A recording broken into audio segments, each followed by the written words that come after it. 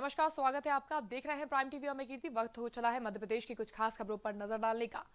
मध्य प्रदेश में शीतकालीन विधानसभा सत्र को लेकर अब सियासत तेज हो गई है। जिला प्रशासन के विधानसभा से 5 किलोमीटर के दायरे में ट्रैक्टर ट्रॉली समेत दूसरे वाहनों पर प्रतिबंध लगाने को लेकर कांग्रेस ने सरकार को आड़े हाथों लिया है। पूर्व मंत्री सज्जन सिंह वर्मा और पूर्व पीसीसी चीफ अरुण यादव ने इस संबंध में प्रदेश कांग्रेस कार्यालय में प्रेस कॉन्फ्रेंस ली। पूर्व मंत्री सज्जन सिंह वर्मा ने प्रशासन के खिलाफ फैसले को गलत बताते हुए धमकी भरे लहजे में कहा कि हम ट्रैक्टर से विधानसभा में जाएंगे, इनके बाप में भी रोकने का दम नहीं। लव जिहाद के खिलाफ कानून पर सज्जन सिंह वर्मा ने कहा कि हम इस कानून का स्वागत करते हैं, लेकिन जो कानून बने हैं उन कानूनों की शक्तियां उन्हें पता नहीं है। बीजेपी को बंगाल चुनाव और निकाय चुनाव दिख रहे हैं, ये हिंदू मुसलमान को लड़ाना चाहती है। जी हां, हम आपको बता देना चाहते हैं, कांग्रेस के दिग्गज नेता संजय सिंह भाजपा पर पलटवार करते नजर आए। मध्य प्रदेश की सियासत में बड़ा भूचाल आ चुका है। सज्जन सिंह ने साफ तौर पर बिगड़ते हुए लहजे में भाजपा को चुनौती दे दी है। उनका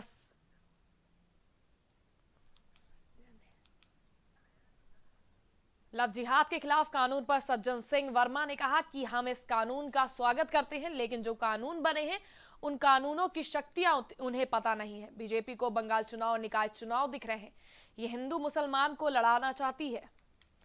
ट्रैक्टर ले जाने के मामले पर सज्जन सिंह हमलावर होते नजर आए भाजपा सरकार पर। उन्होंने साफ तौर पर धमकी भरे लहजे में कहा कि उन्हें कोई विधानसभा में ट्रैक्टर ले जाने से रोक नहीं सकता है।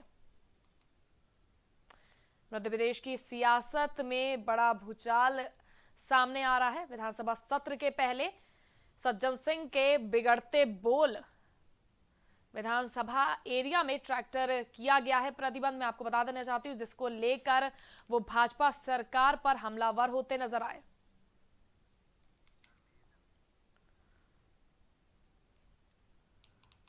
वहीं इस खबर की ज्यादा जानकारी के लिए इस वक्त हमारे साथ फोन लाइन पर जुड़ चुके हैं धर्मेंद्र वर्मा। धर्मेंद्र जी, जिस तरह से सज्जन सिंह के बोल बिगड़ते नजर आ रहे हैं और उन्हें सरकार को उन्होंने आड़े हाथों में लिया है, उस पर आपका क्या कुछ कहना है? देखिए, सबसे पहले तो सरकार ने आदेश जारी किए हैं यहाँ पर, क्योंकि कल 28 तारीख से यहाँ विधानसभा शुरू होने वाली है। 3 दिवसीय सत्र रहेगा ये। इसके पहले सरकार को के सामने सार्वजनिक रूप से कमलनाथ ने ये कहा था और साथ में सज्जन सिंह वर्मा ने कहा था कि हम ट्रैक्टर ट्रॉली से विधानसभा जाएंगे, जिसको लेकर सरकार ने, प्रशासन ने ये घोषणा कर दी है के दायरे में कहीं भी ट्रैक्टर ट्रॉली नजर नहीं आना चाहिए। गौरतलब बात है, सज्जन सिंह वर्मा का ये कहना है कि जिस व्यक्ति के पास जो वाहन होगा वो उसी वाहन से बैठकर आएगा। तो हमारे पास ट्रैक्टर है, हम ट्रैक्टर से आएंगे, बस इस बात का विवाद हुआ है। और जिसको लेकर सज्जन सिंह वर्मा ने प्रेस कॉन्फ्रेंस कर इस बात को सार्वजनिक कर दिया है कि वो ट्रैक्टर से ही विधानसभा कल पहुंचेंगे। तो ये माना जा रहा है कि इस खींचतानी में, आपसी बड़े बोल में कहीं ना कहीं बड़ा विवाद होने की संभावनाएं हैं। जी धर्मेंद्र जी, किस तरह की सियासत हलचल मध्य प्रदेश में देखने को मिल रही है? जिस तरह से कल से विधानसभा का शीतकालीन सत्र की शुरुआत भी होने वाली है, क्या आपको लगता है विधानसभा सत्र में लव जिहाद के बिल को लेकर विपक्ष विरोध दर्ज कराएगी? देखिए, सिर्फ लव जिहाद के बिल को लेकर नहीं, विपक्ष किसानों के मुद्दे को लेकर भी एक बड़ा हंगामा करना करेगी। क्योंकि दूसरी तरफ अगर गौर करें तो अभी शिवराज सिंह की सरकार बनने के बाद से 15 महीने की जो कांग्रेस की सरकार अभी जो गिरा दी गई थी, शिवराज सिंह की सरकार बनने के बाद से विधानसभा सत्र का 3 बार, ये तीसरी बार लगने वाली है। लेकिन ये जो पिछली जो 2 थी उनमें एक बार ही विधानसभा ठीक से चल नहीं पाई है। कांग्रेस का ये कहना है कि शिवराज सिंह चौहान खुद नहीं चाहते कि वो विधायकों के प्रश्नों का सामना करें, वो विधायकों के प्रश्नों से बचते हुए नजर आते हैं। और अगर दूसरी तरफ गौर करें तो किसी भी मुद्दे को लेकर सरकार या उसके मंत्री ना कांग्रेस से बात कर रहे हैं, ना किसी भी विधायक से विधानसभा में चर्चा करते हैं, क्योंकि विधानसभा में मुद्दे उठते हैं। करीब 960 ऐसे प्रश्न हैं, बड़े प्रश्न, जिसको लेकर एक पूरी सूची तैयार की गई है, जो कि वहां पर रखे जाना है। लेकिन अगर विधानसभा फिर शोरगुल और हल्ले की भेंट चढ़ जाती है तो ऐसी सूरत में ये प्रश्न फिर धरे के धरे रह जाएंगे और जनता केवल मुंह ताकते रह जाएगी। क्योंकि जाहिर सी बात है, जनता के सामने विधायक होते हैं, विधायक के सामने सीएम और सरकार होती है। बिल्कुल। तो ऐसी सूरत में ये सारे प्रश्न फिर से कहीं ना कहीं धरे रह जाएंगे और माना यही जा रहा है कि जिस तरह से ये कमलनाथ जी और ये कमलनाथ और कांग्रेसी जो भी हैं, ये कल ट्रैक्टर से जब विधानसभा की ओर कूच करेंगे तो जाहिर है कि एक बड़ा पुलिस दल वहां इनको रोकने के लिए मौजूद रहेगा और ऐसी सूरत में कल का दिन भी हंगामे की भेंट ही चढ़ेगा। इस चीज के पूरे आसार साफ तौर पर दिखाई दे रहे हैं। बहुत बहुत शुक्रिया धर्मेंद्र जी हमारे साथ जुड़ने के लिए।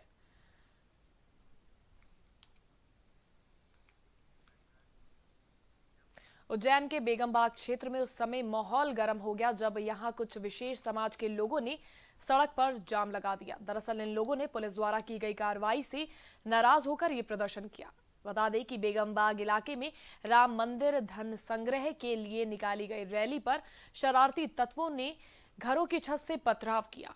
पथराव करने वालों को पुलिस ने चिन्हित किया है और उनके घरों को तोड़ने का आदेश भी दिया है, जिससे इलाके में तनाव का माहौल बना हुआ है।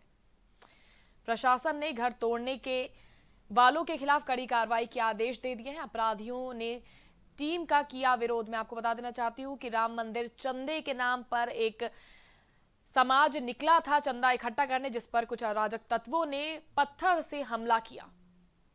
वहीं इस पूरे मामले पर पत्थरबाजों के खिलाफ पुलिस ने उनको चिन्हित किया, उनके घरों को तोड़ने का भी आदेश दे दिया है, जिससे इलाके में तनाव का माहौल बना हुआ है। उज्जैन में पत्थरबाजों पर प्रशासन का एक्शन साफ तौर पर दिखाई दे रहा है। बता दें कि बेगमबाग इलाके में राम मंदिर धन संग्रह के लिए निकाली गई रैली पर शरारती तत्वों ने घरों की छत से पथराव किया था।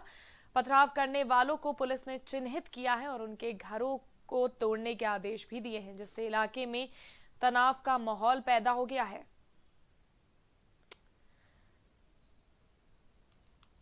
प्रशासन ने घर तोड़ने वालों के खिलाफ अब कड़ी कार्रवाई करने की बात की है। जिस तरह से कुछ लोगों ने राम मंदिर का चंदा इकट्ठा करने वालों के ऊपर पथराव किया था, उसके चलते उज्जैन के बेगमबाग क्षेत्र में पुलिस ने वहां पर कड़ी सुरक्षा व्यवस्था को बढ़ा दिया है और जिन शरारती तत्वों ने ये हरकत की है उसके खिलाफ भी पुलिस कड़े एक्शन मोड में नजर आ रही है।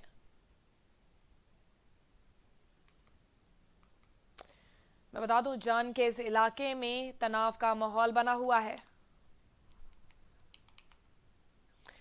खासरौद में मां बंगलामुखी शक्ति पीठ आश्रम पर स्वामी कृष्णानंद ने सेल्फी विद गुआ माता अभियान का शुभारंभ किया। अभियान का शुभारंभ करते हुए स्वामी जी ने लोगों से अपील की है कि वो गौ माता के साथ सेल्फी ले और आगामी 12 जनवरी को विवेकानंद जी के जन्मदिन पर सेल्फी का चयन किया जाए। कार्यक्रम के समय पूज्य महाराज ने कहा कि गौ माता के स्पर्श मात्र से ही कई रोगों से मुक्ति मिल सकती है। सेल्फी विद गौ माता अभियान की शुरुआत की गई है। खाचरौद की ये खबर है, जहां सेल्फी विद गौ माता की अभियान की शुरुआत की गई है और आगामी 12 जनवरी को विवेकानंद जी के जन्मदिन पर सेल्फी का चयन भी किया जाएगा। कार्यक्रम के समय पूज्य महाराज ने कहा कि गौ माता के स्पर्श मात्र से कई रोगों से मुक्ति मिल सकती है।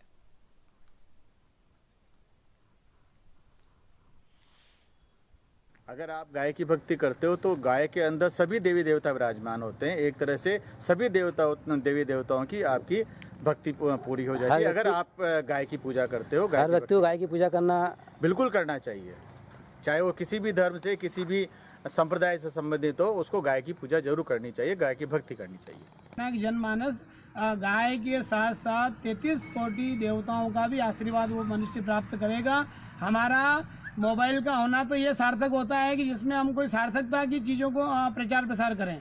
कोई भी आज टेक्नोलॉजी है, टेक्नोलॉजी से हम कोई अच्छे कार्य को परिणित करें। तो मेरा ये मानना है कि अगर मान लीजिए अभी ये मोबाइल और ये सेल्फी और ये सब जब चीज़ें चल रही है तो निश्चित है कि इसमें गौ माता को स्थान मिलना चाहिए। यही हमारा अभी उद्देश्य है और गाय के प्रति हमारी अनन्य श्रद्धा हो, जैसा कि अभी भाई साहब ने पूरा अवगत कराया है कि गौ माता के लिए आगे भी हम लोग ये कार्य करते रहेंगे, जिससे कि घर घर गाय के प्रति अनन्य श्रद्धा का भाव अखंड प्रज्वलित रहे और गौ माता को अपना स्वस्थान प्राप्त हो।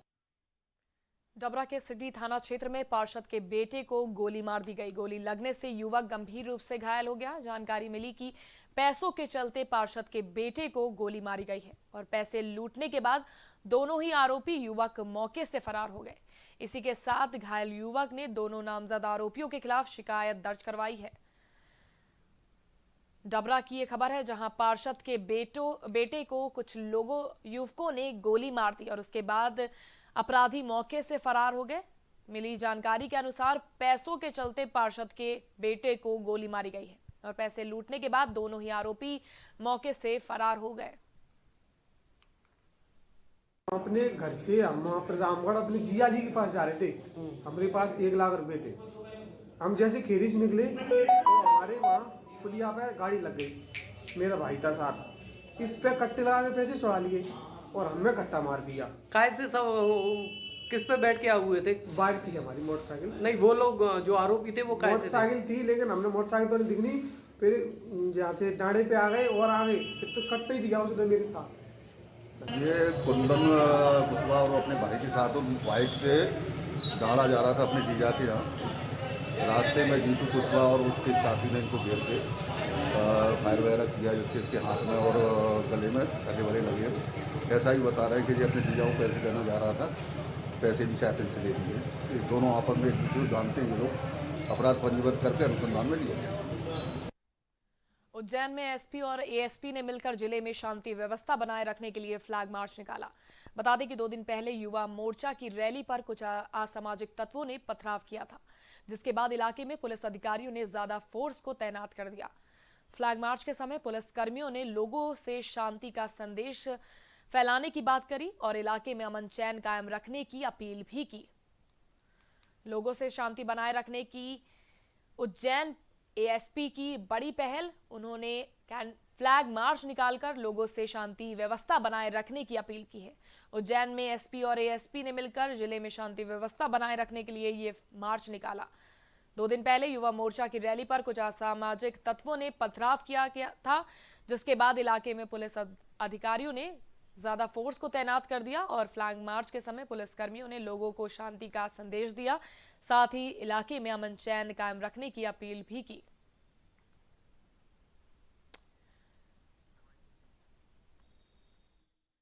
उज्जैन में पूरी तरह से शांति व्यवस्था कायम है।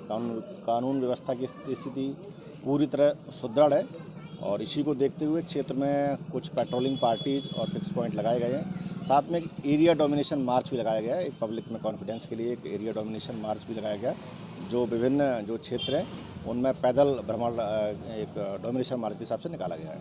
असामाजिक तत्वों पर किस प्रकार की निगरानी रखी जा रही है? सभी जो लोग हैं उन पर काफ़ी बारीकी से हमारी पार्टियाँ लगी हुई हैं, धरपकड़ भी जारी है। साथ में जितने भी इस प्रकार के मिसक्रिएंट्स हैं, असामाजिक तत्व हैं, सोशल मीडिया की जो निगरानी है, जो भी ग्रुप्स हैं उनकी निगरानी है, वो भी काफ़ी बारीकी से की जा रही है।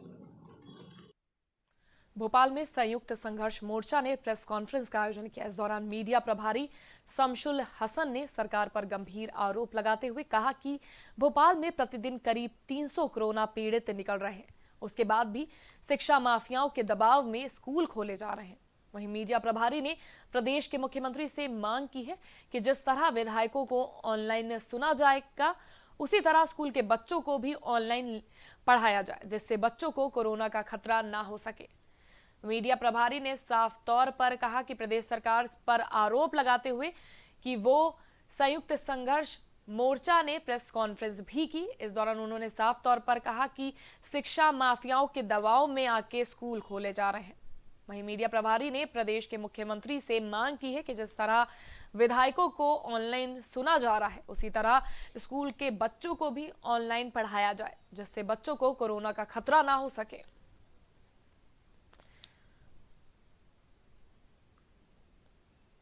उज्जैन में विश्व हिंदू परिषद ने रैली निकाली। इस दौरान हमलावरों ने रैली में पथराव करना शुरू कर दिया। इस घटना का वीडियो भी वायरल हुआ, जिसको लेकर जिला प्रशासन ने वीडियो के आधार पर कार्रवाई की। वहीं पुलिस ने इस हमले में शामिल एक आरोपी को हिरासत में ले लिया है। साथ ही जिस घर से पथराव किया गया, उस मकान पर पुलिस प्रशासन और नगर निगम की टीम ने जेसीबी की मदद से उसे ध्वस्त कर दिया।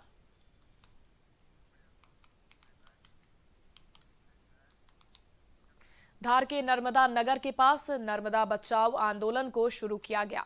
आंदोलन में समाज सेवी के साथ सैकड़ों की संख्या में किसानों ने सरकार के खिलाफ नारेबाजी की। जी हां, मौजूदा किसानों ने सरकार के खिलाफ नारेबाजी की। साथ ही नारेबाजी करने वाले लोगों का कहना है कि सिर्फ और सिर्फ अमीर लोगों को फायदा पहुंचाने की कोशिश की जा रही है और सरकार जब तक इस काले कानून को वापस नहीं लेती तब तक देश भर में इस बिल के खिलाफ किसानों का प्रदर्शन जारी रहेगा। नर्मदा बचाओ आंदोलन की शुरुआत की गई। किसानों ने सरकार के खिलाफ नारेबाजी भी की। नर्मदा बचाओ आंदोलन में किसानों ने सरकार के खिलाफ आवाज उठाते हुए सरकार के खिलाफ नारेबाजी की। खबर धार की है, जहां पर किसानों ने सरकार के खिलाफ नारेबाजी करते हुए किसानों का प्रदर्शन किया और सरकार जब तक काले कानून यानी कि कृषि कानून को वापस नहीं लेती तब तक किसान अपने प्रदर्शन को जारी रखेंगे। इस आंदोलन के दौरान किसानों ने यह भी कहा।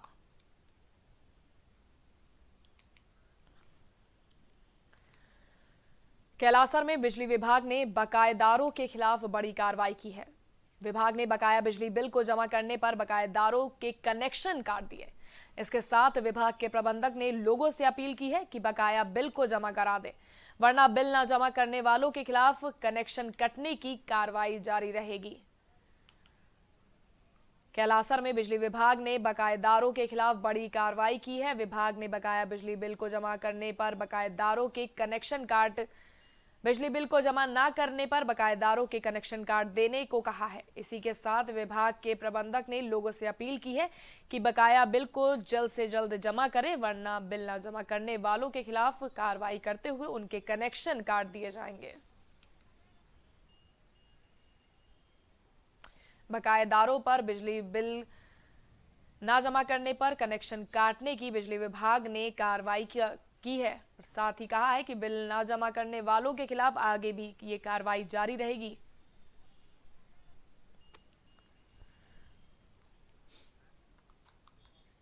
नागदा में हिंदू सेना द्वारा आवारा मवेशियों के लिए गौशाला की व्यवस्था की गई। एसडीएम के कहने पर हिंदू सेना को अटल उद्यान के पास गौशालाओं के लिए जमीन दी गई है, लेकिन मवेशियों की व्यवस्था के बाद अचानक तहसीलदार मौके पर पहुंचे और यहां से सभी गायों को उन्होंने गौशालाओं से निकलवा दिया। हालांकि तहसीलदार ने ऐसा क्यों किया, इसकी कोई जानकारी अभी तक नहीं मिल पाई है। तहसीलदार ने गायों को गौशालाओं से बाहर निकाला। हिंदू सेना ने गायों के लिए गौशाला बनवाई, जिसमें तहसील एसडीएम के कहने पर हिंदू सेना को अटल उद्यान के पास गौशाला के लिए जमीन दी गई थी, लेकिन मवेशियों की व्यवस्था के बाद अचानक तहसीलदार मौके पर पहुंचे और यहां की सभी गायों को उन्होंने गौशाला से निकलवाया। हालांकि तहसीलदार ने ऐसा क्यों किया, इसकी जानकारी अभी तक नहीं मिल पाई है। नागदा में पुलिस ने शातिर नामी बदमाश को गिरफ्तार करते हुए सफलता हासिल की है। इससे पहले शातिर बदमाश पुलिस से बचकर भागने की कोशिश कर रहा था, लेकिन पुलिस ने उसकी कोशिश को नाकाम कर दिया। पुलिस हिरासत में बदमाश ने अपने जुर्म को कबूल कर लिया है। वहीं पुलिस ने बदमाश के खिलाफ केस दर्ज कर लिया है। पुलिस को बड़ी सफलता हाथ लगी है। इनामी बदमाश पुलिस के हत्थों चढ़ गया है। इससे पहले शातिर बदमाश पुलिस से बचकर भागने की कोशिश कर रहा था, लेकिन पुलिस ने उसकी कोशिश को नाकाम करते हुए उसे हिरासत में ले लिया है। एक व्यक्ति को पकड़ा गया है, सर क्या मामला था सर पूरा ये? एक्चुअली क्या है, कल हमारे हुसैनी मदरसा के पास में एक अब्दुल सलीम जी हैं, उनके द्वारा एक शिकायत की गई थी, रिपोर्ट की गई थी थाने पे कि गुलफान के द्वारा 5 लाख रुपए की उससे मांग की गई है अवैध रूप से। इस पे से रिपोर्ट पे से और 21 तारीख को भी इसने फ़ोन से धमकी दी थी, तो उस रिपोर्ट पे से फिर हमने इसके विरुद्ध गुलफान के विरुद्ध 386, 294, 506 का मुकदमा कायम किया गया था। इससे पहले भी हम इस गुलफान की तलाश कर रहे थे, क्योंकि रतलाम में एक बालक के किडनैपिंग में भी ये वांटेड था। ग्वालियर में आबकारी विभाग की टीम ने अवैध शराब के खिलाफ बड़ी कार्रवाई की। टीम ने छापेमारी के दौरान भारी मात्रा में अवैध शराब को जब्त कर लिया है। 300 लीटर अवैध शराब को जब्त करते हुए बरामद हुए लहन को भी नष्ट कर दिया गया। आबकारी विभाग की इस कार्रवाई के दौरान उनके साथ अधिकारी भी मौजूद रहे। आपको बता दें कि ग्वालियर में आबकारी विभाग ने बड़ी कार्रवाई करते हुए उन्हें सफलता हाथ लगी है। अवैध शराब की बड़ी खेप को आबकारी विभाग ने बरामद किया है। इसी के साथ ही 300 लीटर अवैध शराब को बरामद करते हुए उसे जब्त कर लिया और लहन को भी नष्ट कर दिया गया है। आबकारी विभाग की इस कार्रवाई के दौरान उनके साथ अधिकारी भी मौजूद रहे। शाहजहांपुर के बीएसएन कॉलेज के प्राचार्य पर छेड़खानी करने का आरोप लगा है। कहा गया है कि कॉलेज की महिला कर्मचारी के साथ प्राचार्य ने छेड़खानी की। दोषी के खिलाफ कार्रवाई की मांग करते हुए पीड़ित महिला ने थाने का घेराव किया। इस दौरान एबीवीपी के कार्यकर्ता भी पीड़िता के साथ मौके पर मौजूद रहे। पीड़िता की बात को सुनते हुए पुलिस ने कार्रवाई शुरू कर दी है और जांच के तहत दोषी प्राचार्य को गिरफ्तार कर लिया गया है। प्राचार्य पर छेड़खानी का आरोप लगा है। मैं आपको बताना चाहती हूँ, खबर शाहजहांपुर के बीएसएन कॉलेज की है, जहां प्राचार्य पर छेड़खानी करने का आरोप लगाया गया है।